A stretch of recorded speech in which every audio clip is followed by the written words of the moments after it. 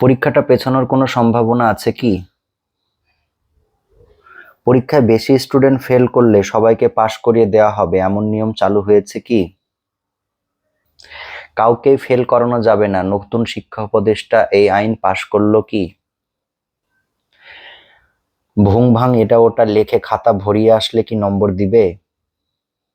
Physics, chemistry, ম্যাথে কম number পেলে কি ভবিষ্যতে ইঞ্জিনিয়ারিং এ পড়া যাবে? খাতায় নিজের দুঃখের কথা লিখে আসলে সিম্প্যাথি মার্কস দিবে কি?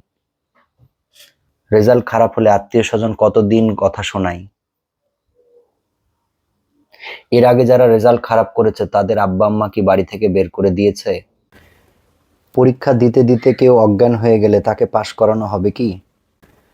কাউকেই ফেল করানো যাবে না এমন নিয়ম কি কয়েক মাসের মধ্যে পাশ হতে পারে? এসএসসিতে ফেল করার পরও জীবন যুদ্ধে এগিয়ে গেছে এমন মানুষজনের তালিকা